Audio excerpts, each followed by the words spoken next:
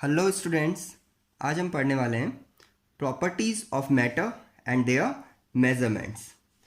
Last lecture में हमने बात की थी मैटर क्या होता है, उसको कैसे क्लासिफाई किया जाता है, इसकी सारी डिटेल हमने पढ़ी थी। तो आज हम पढ़ेंगे कि उन मैटर की कौन कौन सी प्रॉपर्टीज़ होती है और उनको मेज़र कैसे किया जाता है। ठीक है, तो मेनली हम बात करें कि प्रॉपर्टीज़ ऑफ मैटर को कितने पार्ट में हम डिवाइड कर सकते हैं। तो we can divide it into two parts. The first one is physical properties. The first one is physical properties. वैसे आपने इनके बारे में काफ़ी कुछ पहले ही पढ़ रखा होगा। ओके, फिजिकल प्रॉपर्टीज़ क्या होती है? फिजिकल प्रॉपर्टीज़ ऐसी प्रॉपर्टीज़ होती है जिनको मेज़र करने के लिए या ऑब्जर्व करने के लिए उनकी किसी कंपोजिशन में कोई भी चेंज नहीं किया जाता। मैं उनमें केमिकली कोई भी चेंज नहीं होगा। ठीक है, तो physical properties are those properties which can be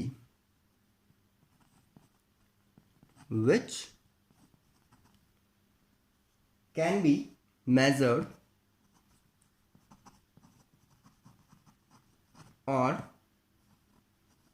observed,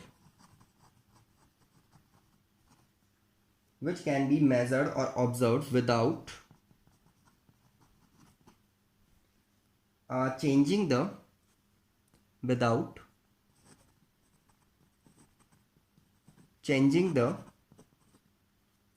identity or composition of matter. Okay, I am repeating, physical properties क्या होती है? Which can be measured or observed without changing the identity or composition of the matter. जिसमें हमें उसकी composition को change ना करना पड़े, वही प्रॉपर्टीज़ यानी हम देख करके या हम डायरेक्टली उसका पता लगा सकें, तो वो सारी प्रॉपर्टीज़ किस में आएगी? फिजिकल। अगर मैं यहाँ पर एग्जांपल लूँ तो फॉर एग्जांपल कलर, ओडोर, और इसके अलावा लूँ तो melting point, boiling point, density और भी बहुत कुछ। ये सारी चीज़ें क्या हैं? ये सब वो प्रॉपर्टीज़ है जिसके लिए हमें उसके कंपोजिशन में कोई भी चेंज नहीं करना पड़ेगा। That's why these are known as physical properties. Okay, for example मुझे किसी का बॉइलिंग पॉइंट निकालना है, तो मैंने लिया वाटर जब मैंने लिक्विड स्टेट में लिया, ध्यान देना, मैंने वाटर कौन से स्टेट में? वाटर मतलब लिक्विड स्टेट। तो उस वक्त उसका कंपोजिशन क्या है? H2O। जब ये वेपराइज हो गया तब भी ध्यान रखना ये लिक्विड स्टेट में था। जब ये वेपराइज हुआ, वेपराइज क्यों करना पड़ा? क्योंकि मुझे बॉइलिंग पॉइंट निकालना है सपोज, तो बॉइलिंग पॉइंट के लिए मुझे इवेपोरेशन करना पड़ेगा। तो वो एक 100 डिग्री सेल्सियस पर जब मैंने उसका वेपराइजेशन किया तो ये बॉइलिंग पॉइंट था। इस वक्त मुझे बॉइलिंग पॉइंट फाइंड करना था, तो ये कौन से स्टेट में हुआ? ये गैसियस स्टेट में हुआ। स्टेट चेंज हुई है लेकिन कंपोजिशन का रेशियो कोई चेंज नहीं हुआ है। ठीक है, दैट्स वाई इन सारी प्रॉपर्टीज़ को हम क्या कहेंगे? Physical properties. लेकिन सेकंड पार्ट होता है दैट इज केमिकल प्रॉपर्टीज़। तो सेकंड पार्ट में आती है हमारी केमिकल प्रॉपर्टीज़। होती क्या है ये केमिकल प्रॉपर्टीज़? सिंपल, उसको अपोजिट कर दूं, मीन्स यहाँ पर केमिकल चेंज होगा ही होगा। ठीक है, तो इनको अगर हमें मेज़र करना है तो केमिकल चेंज यहाँ पर ऑकर होगा। तो केमिकल प्रॉपर्टीज जब भी आएगी तो दे रिक्वायर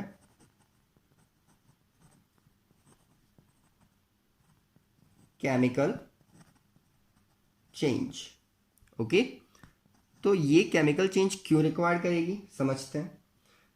अगर मुझे कहीं कभी भी एसिडिटी निकालनी है तो इसमें मुझे उसके लिए रिएक्शन करवानी पड़ेगी। मुझे बेसिसिटी निकालनी है तब भी रिएक्शन करवानी पड़ेगी, या फिर कंबस्टिबिलिटी हमें फाइंड करनी है, कंबस्टिबिलिटी, तब भी हमें केमिकल रिएक्शन करवानी पड़ेगी। एसिडिटी बेसिसिटी तो हम समझते हैं। कंबस्टिबिलिटी क्या होता है? इसका मतलब कि किसी भी सब्सटेंस में कितना कंबशन किया जा सकता है, तो उसको उसके लिए जला के देखना पड़ेगा। और जलाने से वो मैटर जो है अपना कंपोजिशन चेंज कर देगा। इसीलिए कंबस्टिबिलिटी भी क्या हुआ, एक केमिकल प्रॉपर्टी हुई है। तो आप अच्छे से समझ गए होंगे कि फिजिकल और केमिकल प्रॉपर्टीज होती क्या है। ठीक है, अब हम बात करते हैं कि ठीक है, ये प्रॉपर्टीज तो आपने डिवाइड कर दी, लेकिन आपको इनके मेजरमेंट करने हैं। तो इसके लिए सबसे पहले आपको एक वर्ड पता होना चाहिए, दैट इज क्वांटिटी। बहुत इंपॉर्टेंट है, आप फिजिक्स में भी ये पढ़ने वाले हैं, क्योंकि विदाउट क्वांटिटी हम लाइफ में बहुत सी चीज़ों को मेज़र नहीं कर सकते। ठीक है, तो किसी भी चीज़ को अगर हमें मेज़र करना है तो हमें किसका नॉलेज होना चाहिए, हमें क्वांटिटी का नॉलेज होना चाहिए। ओके, स्टार्ट करें। मैं क्वांटिटी को क्यू से रिप्रेजेंट करता हूँ। तो क्वांटिटी क्या होती, quantity is the product of magnitude and unit, M into U. Quantity किसका प्रोडक्ट होती है, मैग्नीट्यूड और यूनिट का प्रोडक्ट होती है। तो ध्यान रखना, यहाँ पर एम किसको रिप्रेजेंट कर रहा है, यहाँ पर एम मैग्नीट्यूड को रिप्रेजेंट कर रहा है। Okay, magnitude. और यू किसको रिप्रेजेंट कर रहा है, यू यहाँ पर यूनिट को रिप्रेजेंट कर रहा है। तो कभी भी कोई भी क्वांटिटी तभी पॉसिबल होगी जब उसमें मैग्नीट्यूड भी हो और उसमें यूनिट भी हो। फॉर एग्जाम्पल, मैंने यहाँ पर लिखा 6 मीटर, 6m। तो क्या ये एक क्वांटिटी हुई, क्या ये एक लेंथ की क्वांटिटी हुई, यस। तो देखना यहाँ पर 6 किसको रिप्रेजेंट कर रहा है, 6 यहाँ पर मैग्नीट्यूड को रिप्रेजेंट कर रहा है, और m यहाँ पर किसको रिप्रेजेंट कर रहा है, m यहाँ पर यूनिट को। तो m यूनिट को रिप्रेजेंट कर रहा है, जबकि 6 यहाँ पर किसको रिप्रेजेंट कर रहा है, मैग्नीट्यूड को। तो इन दोनों के प्रोडक्ट से क्या बनी, क्वांटिटी। अगर मैं इंडिविजुअल 6 लिखूं तब भी इसकी कोई इंपॉर्टेंस नहीं है, वो किसी क्वांटिटी को रिप्रेजेंट नहीं कर सकता। 6 क्या, 6 अगर आप किसी को बोले भैया मुझे यहाँ से कहीं मुझे अपनी स्कूल जाना है, तो वो आपको बोलेगा यहाँ कितना दूर है, तो भाई यहाँ से 6 दूर है। तो उससे डिस्टेंस में आपको 6 बताया तो आप कुछ भी समझ नहीं पाएंगे, 6 मीटर, किलोमीटर, सेंटीमीटर, फीट, किसके बारे में बात कर रहा है। लेकिन अगर उसके साथ उसने यूनिट अटैच कर दी तो आपको इजीली वो डिफाइन हो जाएगी। तो ध्यान रखना, इंडिविजुअली यूनिट भी किसी काम की नहीं है हमारे लिए, इंडिविजुअली मैग्नीट्यूड भी किसी काम का नहीं, लेकिन ये दोनों साथ में एक क्वांटिटी बन जाते हैं जिसको हम मेजर करके लिख सकते हैं। ठीक है, सेकेंड एग्जाम्पल लूँ, सपोज मास की टर्म में लूँ, मैंने लिखा 5 kg, 5 kg। तो यहाँ पर 5 किसको रिप्रेजेंट कर रहा है, यहाँ 5 रिप्रेजेंट कर रहा है मैग्नीट्यूड को, और kg रिप्रेजेंट कर रहा है यूनिट को। तो ये क्या बन गई, ये मास क्वांटिटी बन गई। ठीक है, तो आप लोगों को इजीली समझ आ गया होगा कि क्वांटिटीज क्या होती है। तो quantity is the product of magnitude and unit. Okay, correct. अब बात करते हैं, ठीक है, मैग्नीट्यूड तो एक वैल्यू होती है जो हमें मेजर करनी होती है, लेकिन ये यूनिट कितनी होती है, होता क्या है यूनिट। तो यूनिट जो है वो बहुत सारे सिस्टम्स में कैटेगराइज की गई है, जिसको हम बोलेंगे यूनिट सिस्टम्स। ओके, अब ये यूनिट सिस्टम कौन कौन से होते हैं, हम इनके बारे में बात करने वाले हैं। तो वैसे तो ये इंग्लिश सिस्टम और मैट्रिक सिस्टम में डिवाइड किया जाता है, जो आगे मैं आपको बता दूंगा थोड़ा सा। मेनली हम अगर बात करें, आपने कभी भी देखा होगा लेंथ को भी हम केवल एक ही तरह की यूनिट में मेज़र नहीं करते। ठीक है, इसको भी हम अलग अलग तरीके से मेज़र करते हैं। फॉर एग्ज़ाम्पल, हम उसको मीटर में बात कर सकते हैं, हम लोग सेंटीमीटर में बात कर सकते हैं, हम लोग फिट में बात कर सकते हैं, हम लोग किलोमीटर में बात कर सकते हैं।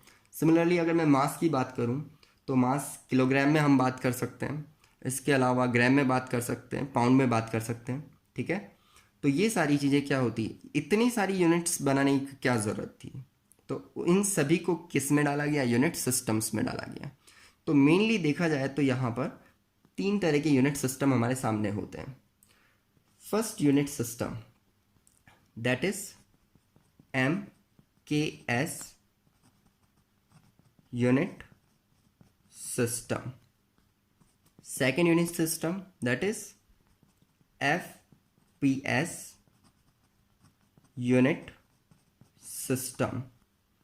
Third is CGS unit system.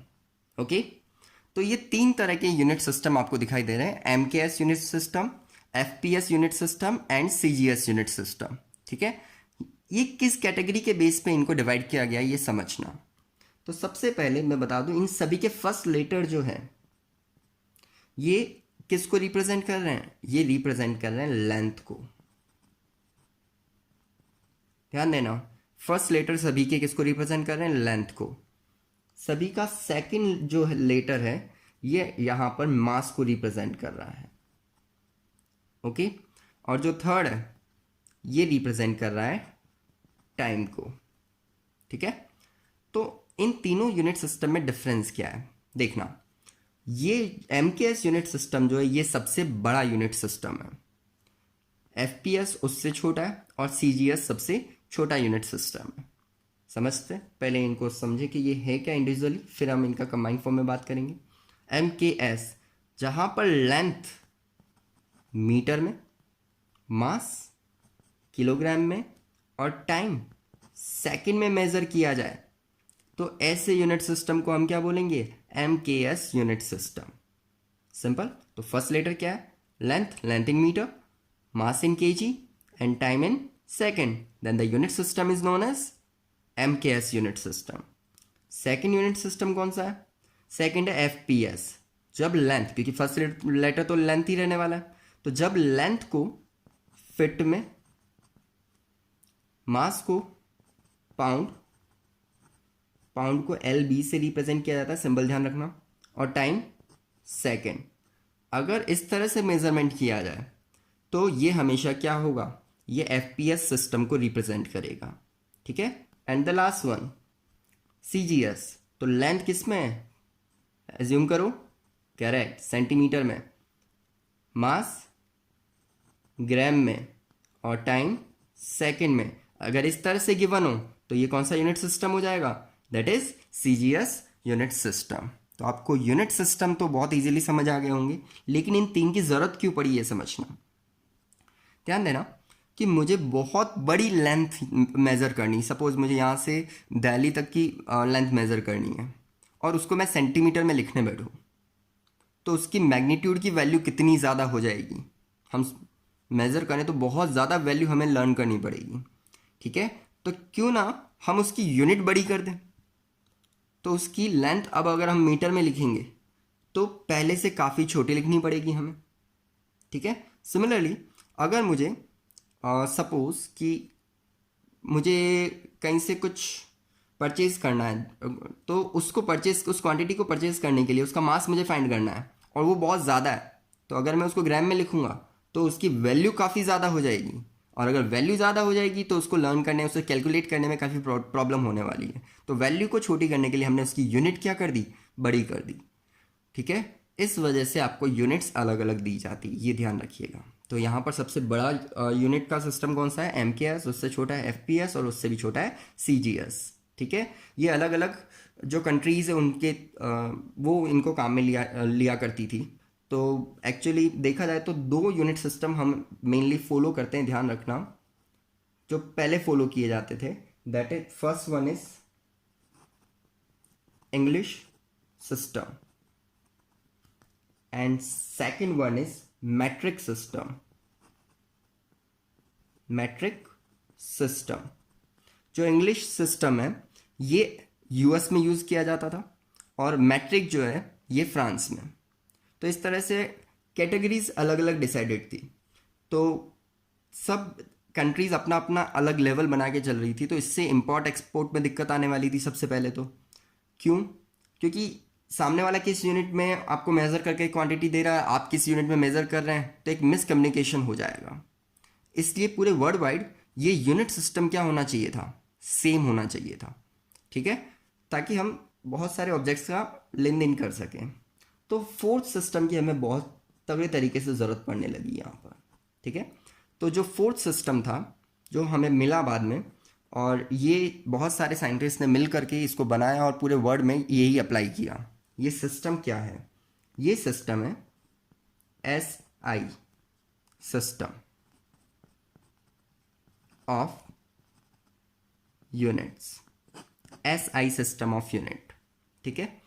तो ये एसआई सिस्टम एक्चुअल में क्या है, ये एसआई सिस्टम है इंटरनेशनल सिस्टम ऑफ यूनिट। अगर मैं इसकी फुल फॉर्म देखूं तो आई पहले यहां पर एक्सपांड होगा, that is international S for system of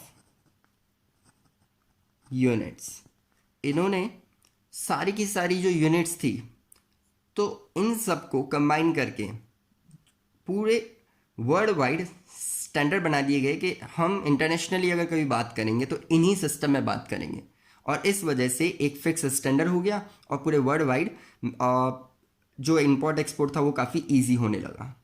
ठीक है, तो टोटल यहाँ पर कुछ यूनिट्स लिए गए जिनको बेसिक यूनिट माना गया। ठीक है, मेनली मैं यहाँ पर देखूँ तो 6 यूनिट्स जो लिए गए उनको बेसिक यूनिट माना गया, और इन 6 यूनिट्स को फिक्स कर दिया गया कि इंटरनेशनल सिस्टम की जब भी बात होगी, बाकी सारी यूनिट्स जब भी बनेगी तो वो ऐसा यूनिट जो ये 6 हम लिख रहे हैं इनके बेसिस पे ही बनेगी। तो आप देखना, आपको सिर्फ ये 6 लर्न करनी है और बाकी सारी यूनिट्स जो हैं वो इन्हीं से डेवलप हुई हुई है। ठीक है, तो हम बात करें वो कौन कौन सी बेसिक यूनिट थी, तो हम बात करें बेसिक फिजिकल क्वांटिटी हमें कौन कौन सी दी गई। तो मैं पहले उनके नाम लिखूंगा, देन मैं उनके सिंबल यहाँ पर रिप्रेजेंट कर दूंगा। ठीक है, और आपको उसका नेम एंड सिंबल मैं साथ ही लिखूंगा। तो मैं उस यूनिट का नाम भी लिखूंगा और उसके साथ यहाँ पर सिंबल रिप्रेजेंट करूंगा। आप देखना, सबसे फर्स्ट जो बेसिक यूनिट थी दैट इज लेंथ, जो बहुत ज़रूरी है, और ऐसा यूनिट में इसके लिए फिक्स किया गया मीटर, और इसका सिंबल हुआ m। ओके, सेकंड जो थी दैट इज मास। ये तो सबसे कॉमन यूनिट्स है, लेंथ, मास और टाइम, ये तो होने वाली थी। इसके लिए किलोग्राम फिक्स किया गया। ओके, किलोग्राम, जिसको रिप्रेजेंट किया गया केजी से। ओके, जो थर्ड है मास के बाद दैट इज टाइम। तो ये तीनों तो हमारी प्राइमरी यूनिट्स है, लेंथ, मास एंड टाइम, ये तो रखनी थी उन्हें। टाइम के लिए सेकंड यूज किया गया। ओके, और इसको सिंपल एस से रिप्रेजेंट किया गया। And next is the fourth one is electric current. Electric current, इसकी यूनिट तो आपको पहले से पता होगी, क्या होनी चाहिए? Correct, ampere. एम्पियर, और इसको रिप्रेजेंट किया गया कैपिटल ए से। ओके, नेक्स्ट जो फिफ्थ यूनिट जिसके लिए हमें काम में ली that is temperature.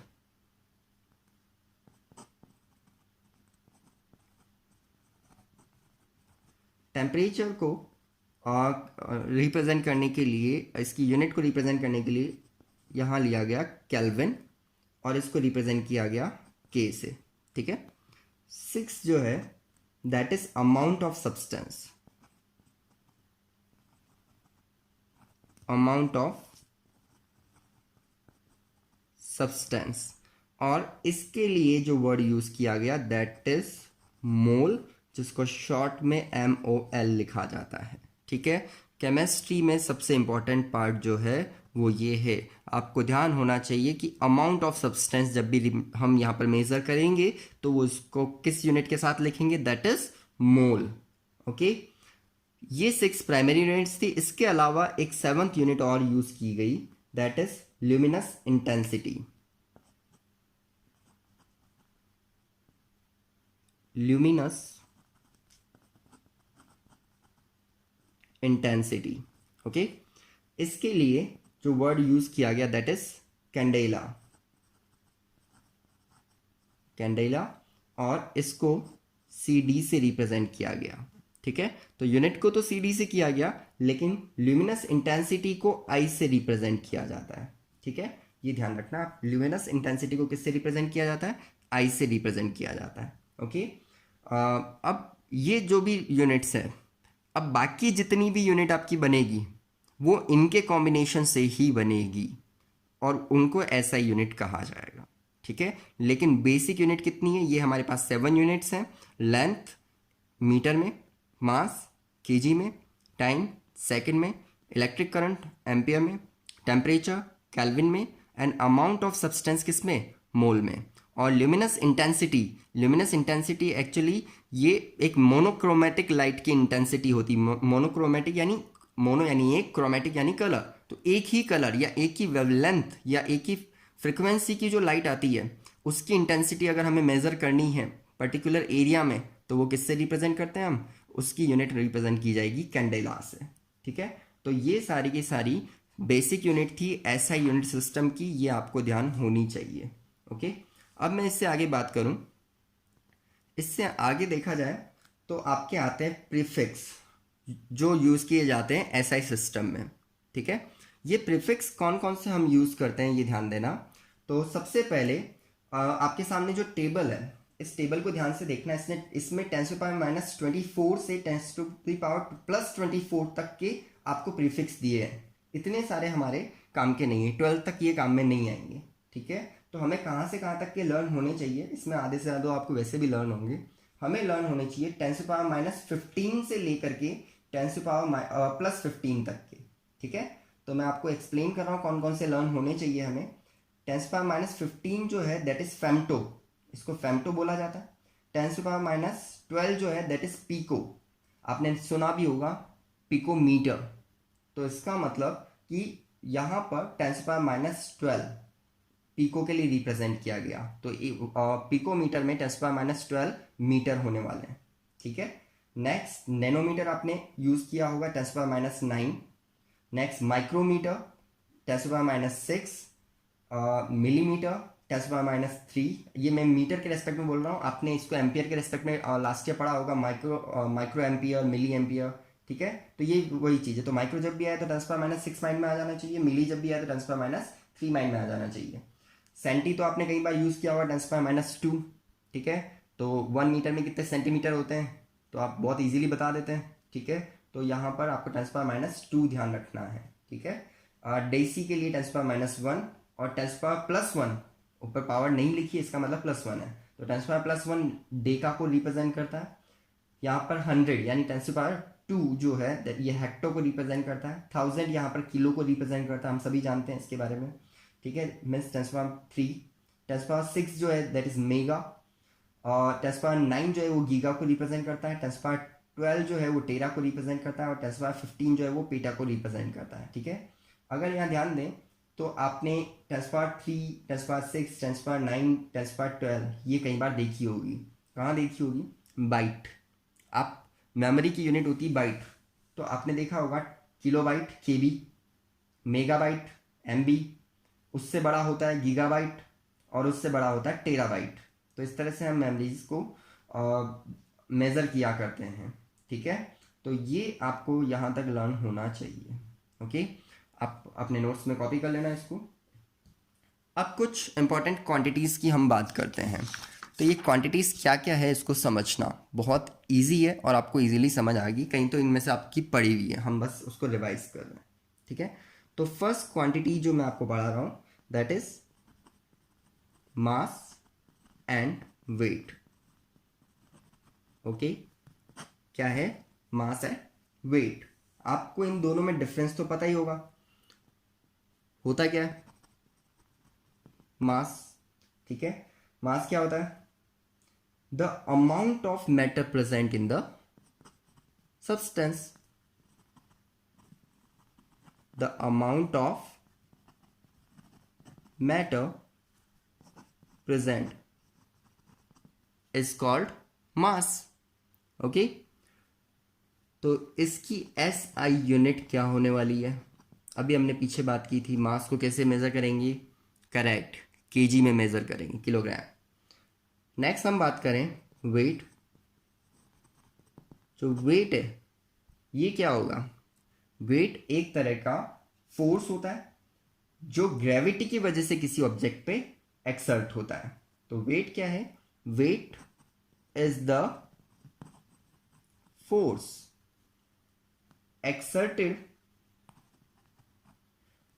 Exerted by gravity on object. ठीक है, किस पे एक्सर्ट करता है, ऑब्जेक्ट पर ग्रेविटी की वजह से। तो मैं वेट को बोल सकता हूं mg, मास जो एक्चुअल अमाउंट है उस पे लगने वाला क्या, ग्रेविटेशनल फोर्स, वही क्या होगा, आपका वेट होगा। तो force into mass into acceleration, तो मास इंटू यहाँ पर कौन सा एक्सीलरेशन लेंगे हम, ग्रेविटेशनल एक्सीलरेशन। ठीक है, तो आपको डिफरेंस समझ आ गया होगा कि एक्चुअली सब्सटेंस जो भी इसमें है लाइक एम, तो वो क्या हुआ इस पर, वो इस पर हुआ मास, और इस ग्रेविटी की वजह से जो उस पर वेट लग रहा है वो क्या हुआ, जो फोर्स लग रहा है वो हुआ आपका वेट। तो that is the difference between mass and weight. तो वेट के लिए आप ऐसा यूनिट क्या यूज करेंगे, ऑब्वियस सी बात है जो फोर्स के लिए यूज करते हैं तो यहाँ पर न्यूटन यूज करेंगे हम लोग। ओके, नेक्स्ट सेकेंड क्वांटिटी, इसको मेजर वेट, मास को और वेट इनके लिए जो हम यूज करते हैं that is analyte balance use करते हैं, अलग अलग तरह के। दो तरह के मैं आपको अगर बताऊं तो एक तो जो पुराना हमारा कन्वेंशनल मेथड था वो था एनालिटिकल बैलेंस, ठीक है, जिसमें एक तरफ वेट रखा जाता था और दूसरी तरफ जो ऑब्जेक्ट है उसको रखा जाता था और फिर आप उसके लिए मेजरमेंट करते थे। लेकिन आजकल आते हैं इलेक्ट्रिकल बैलेंस भी आते हैं जिससे डायरेक्टली हमें पता चल जाता है वेट। ठीक है, सेकंड जो क्वांटिटी हम ले रहे हैं यहाँ पर वो है वॉल्यूम। वॉल्यूम, वैसे तो आपको पता है वॉल्यूम क्या होता है, space occupied by an object. ठीक है, कोई भी ऑब्जेक्ट जो स्पेस ऑक्यूपाई करता है आप उसको वॉल्यूम कंसीडर करते हैं। ठीक है, लेकिन वॉल्यूम जो है वो किन किन यूनिट के थ्रू मेजर किया जाता है, तो मैं आपके सामने कुछ यूनिट्स देख रहा हूँ, मुझे बताना सबसे बड़ी यूनिट इनमें से कौन सी है। Metre cube, decimetre cube, litre, centimetre cube और ml। इन सब में से सबसे बड़ी यूनिट कौन सी है, बता सकते हैं? फिर से देख लो, metre cube, decimetre cube, litre, centimetre cube और ml। तो इन सब में से सबसे बड़ी बेसिक यूनिट कौन सी है ये आप मुझे बताएं। ठीक है, तो सबसे बड़ा कौन है, मीटर क्यूब। अब इनमें रिलेशन देखना, ये आपको एक्सप्लेन कर देगा और ये काफ़ी इंपॉर्टेंट रिलेशन है, कई बार लोग इनमें कंफ्यूज हो जाते हैं, तो यहाँ कन्फ्यूजन जैसी कोई बात नहीं है, ये आपको समझ आ जाना चाहिए। सबसे बड़ी यूनिट है मीटर क्यूब। तो 1 मीटर क्यूब जो होता है इसमें एक्चुअल में 1000 लीटर वॉल्यूम होता है। ठीक है, तो it means 1000 litre is equal to 1 metre cube, तो सबसे बड़ी ये हुई। ठीक है, और जो डेसीमीटर क्यूब होता है ये जो है ये लीटर के इक्वल होता है। ठीक है, मीन्स मैं बोल सकता हूं यही हमारा डेसी मीटर क्यूब हुआ। ठीक है, तो ध्यान देना लीटर और डेसीमीटर क्यूब हमेशा क्या होते हैं, सेम होते हैं, दोनों एक ही चीज को रिप्रेजेंट कर रहे होते हैं। और सबसे छोटी यूनिट होती है हमारी सेंटीमीटर क्यूब। ठीक है, अब सेंटीमीटर क्यूब की बात करें तो 1 लीटर में, ध्यान देना अब मैं लीटर ले रहा हूं, तो 1 लीटर में हमेशा 1000 सेंटीमीटर क्यूब होंगे। 1 लीटर में 1000 सेंटीमीटर क्यूब होंगे, और सेंटीमीटर क्यूब जो है वो इक्वल, वो सेम है ml के। ठीक है, मीन्स ये 1000 ml के इक्वल रहने वाला है। ठीक है, तो आपको समझ आया होगा कौन कौन सेम है, लीटर और डेसीमीटर क्यूब सेम है, सेंटीमीटर क्यूब और ml सेम है, और 1 मीटर क्यूब सबसे बड़ी यूनिट है जो 1000 लीटर के इक्वल होती है, और 1 लीटर 1000 सेंटीमीटर क्यूब के इक्वल होती है। तो ये यूनिट्स आपको ध्यान में रखनी है। ओके, अब बात करते हैं कि कौन कौन से डिवाइसेस या एपरेटस हमारे पास हैं जिनसे हम लिक्विड के वॉल्यूम को मेजर कर सकें। ठीक है, क्योंकि सॉलिड हुआ तो कोई प्रॉब्लम नहीं है, सॉलिड का वॉल्यूम तो क्या है, हमने उसकी डायमेंशंस को मेज़र किया, और अगर वो स्क्वायर है तो स्क्वायर के हिसाब से निकाल लिया, अगर वो कोन है तो कोन के अकॉर्डिंग निकाल लिया। ठीक है, तो रेक्टेंगल है तो रेक्टेंगल के अकॉर्डिंग, तो डायमेंशन मेज़र करके सॉलिड में तो हम इजीली वॉल्यूम कैलकुलेट कर सकते हैं। प्रॉब्लम आती है लिक्विड में, तो लिक्विड में हम कैसे मेज़र करें, तो इसके लिए मैं कुछ एपरेटस आपको यहाँ पर बता रहा हूँ। ये सारे एपरेटस हम लैब में भी यूज़ करेंगे फिजिकली। ठीक है, तो ये सब आपको देखने को मिलेंगे, लेकिन फिलहाल आप इसको इमेजिन वे में समझने की कोशिश करना। सबसे पहला जो डिवाइस, मेजरिंग डिवाइस मैं आपको बता रहा हूं ये है ब्यूरेट। ओके,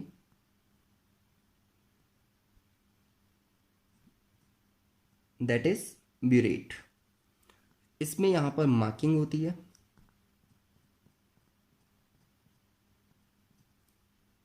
एक स्केल बनी हुई होती है, ठीक है। और स्केल में 0 से लेकर के 50 ml तक का इंटरवल होता है। इसके बीच में काफ़ी सारे इंटरवल्स होते हैं, ठीक है। तो 0, 1, 2, 3 एंड सो ऑन कहाँ तक चलता है, 50 ml तक चलता है। अभी इसका नाम क्या है, ब्यूरेट, ब्यूरेट, ठीक है। अब इसको समझना, नीचे एक नॉब लगी हुई है, इसमें मैं सॉल्यूशन फिल कर देता हूँ 0 तक। अब मैं इस नॉब, अभी इसमें कितना हो गया 50 ml। अब मुझे जितने भी ml सॉल्यूशन इससे चाहिए, मैं इस नॉब को ओपन करूँगा, ड्रॉप बाय ड्रॉप उस सॉल्यूशन को बाहर निकालता जाऊँगा या चेक करता जाऊँगा। वो 0 से 1 तक आ गया, मिस 1 ml मुझे मिल गया, 0 से 2 तक आ गया, मिस 2 ml मुझे मिल गया। इस तरीके से मैं इसको मेज़र कर सकता हूँ काफ़ी ईजीली, ठीक है। तो 50 ml तक का वॉल्यूम जो है वो मैं ब्यूरेट से बहुत ईजिली हर इंटरवल पे मेज़र करके बाहर निकाल सकता हूँ। तो फर्स्ट मेजरिंग डिवाइस आपको समझ आ गया वॉल्यूम के लिए। सेकंड होता है पिपेट। पिपेट को समझना, ये किस तरह का होता है।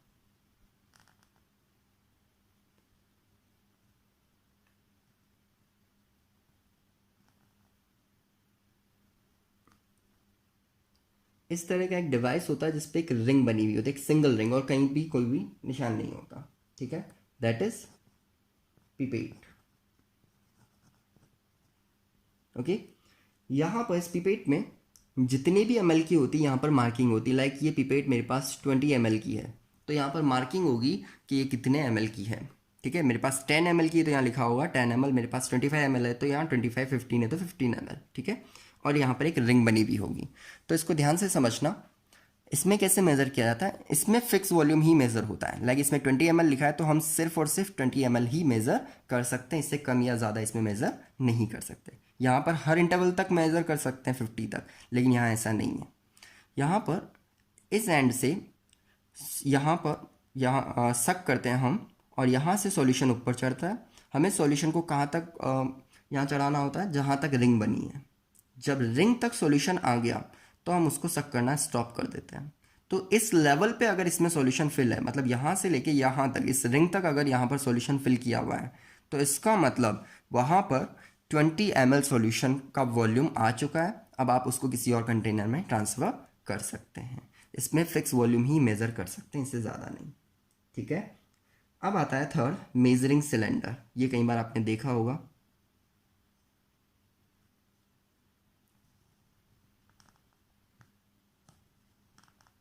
इस तरह का एक सिलेंड्रिकल डिवाइस होता है,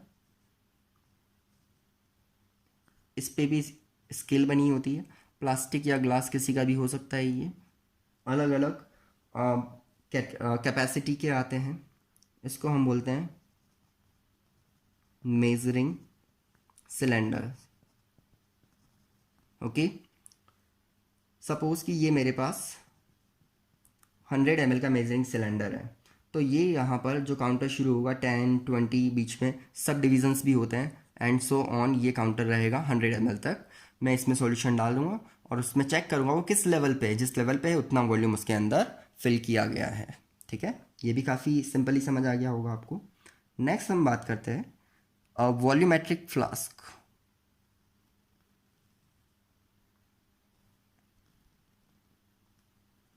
इस तरह के आपने काफ़ी सारे फ्लास्क देखे होंगे। ये जो है ये होते हैं वॉल्यूमेट्रिक फ्लास्क। इसमें भी एक रिंग बनी हुई होती है, ओके। इस रिंग तक अगर सॉल्यूशन फिल किया गया है, क्योंकि ये भी फिक्स अमाउंट ही हमें शो करता है।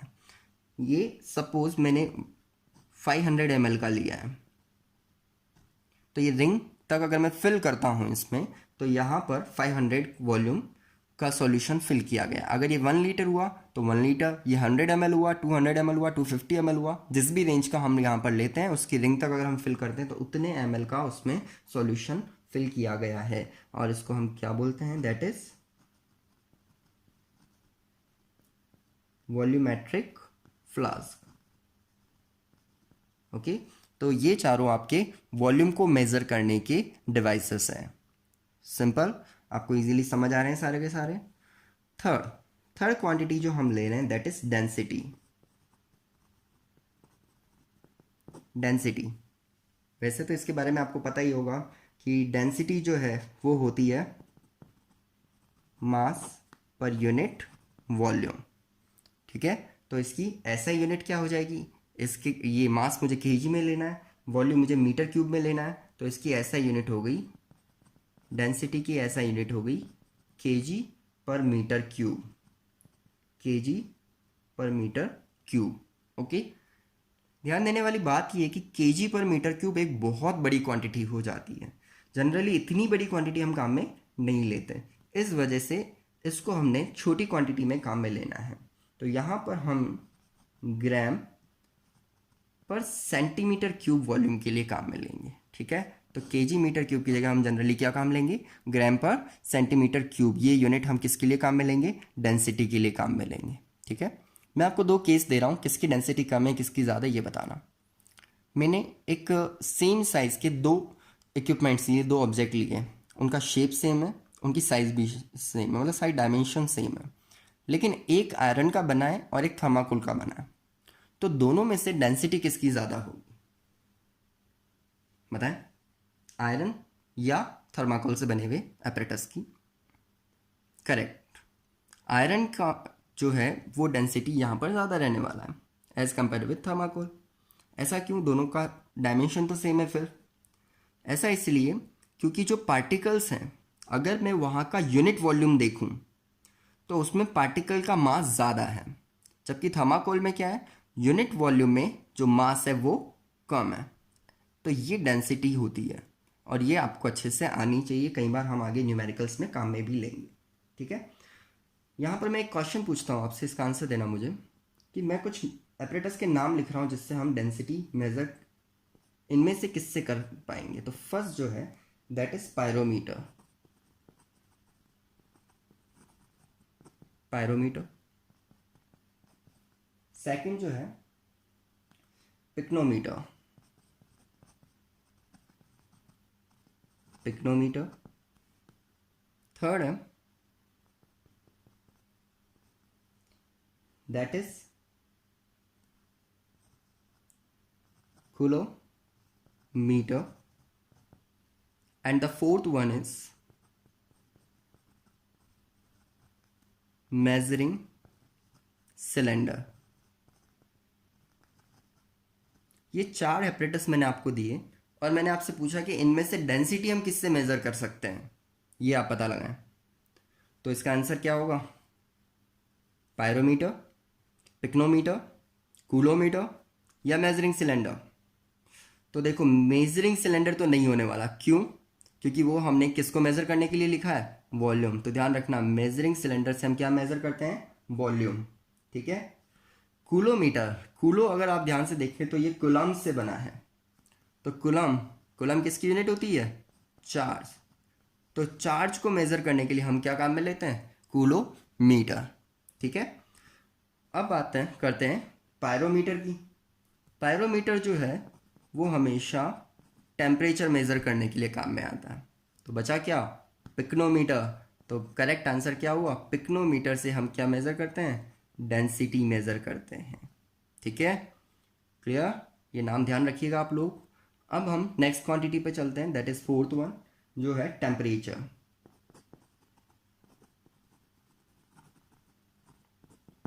टेम्परेचर होता क्या है, टेम्परेचर, टेम्परेचर होता है एक ऐसा क्वांटिटी है जिससे हम डिग्री ऑफ हॉटनेस मेज़र करते हैं। टेम्परेचर एक ऐसी क्वांटिटी है जिससे क्या मेज़र करते हैं, डिग्री ऑफ हॉटनेस। तो ध्यान रखिएगा इस चीज़ को, ठीक है। जनरली हम देखें तो हमारे पास तीन स्केल होती है, यहाँ पर there are three scale to measure temperature. तीनों की तीनों आपको पता है, आपने 9th क्लास में पढ़ी होगी। तो first is degree Celsius, degree Celsius जिसको हम डिग्री सी से रिप्रेजेंट करते हैं। सेकंड इज केल्विन, केल्विन के से रिप्रेजेंट करते हैं, ये ऐसा यूनिट भी है इसकी। And the last one is Fahrenheit,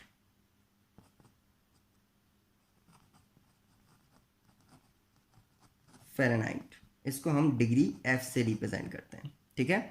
तो ये तीनों की तीनों यूनिट्स आपको ध्यान होनी चाहिए और इनमें रिलेशन भी पता होना चाहिए। तो सबसे पहले मैं रिलेशन देखूं, केल्विन और डिग्री सेल्सियस में क्या रिलेशन है। यस, 273.15 ऐड कर दूं तो डिग्री सेल्सियस क्या बन जाएगा, केल्विन, करेक्ट। और फ़ारेनहाइट और डिग्री सेल्सियस में क्या रिलेशन है, जो डिग्री सेल्सियस है इसका 9/5 पार्ट जो है इसमें अगर मैं 32 ऐड कर दूं तो वो मेरा क्या बन जाएगा, फ़ारेनहाइट बन जाएगा। तो स्टूडेंट्स ये थी आपकी क्वांटिटीज़, ये सारी क्वांटिटीज़ और इनकी ऐसा यूनिट आपको अच्छे से लर्न होनी चाहिए। इसी के साथ आपको जो प्रीफिक्स मैंने बताए हैं वो आप अच्छे से लर्न कर लीजिएगा। और नेक्स्ट लेक्चर में हम बात करने वाले हैं साइंटिफिक नोटेशन और सिग्निफिकेंट फिगर के बारे में।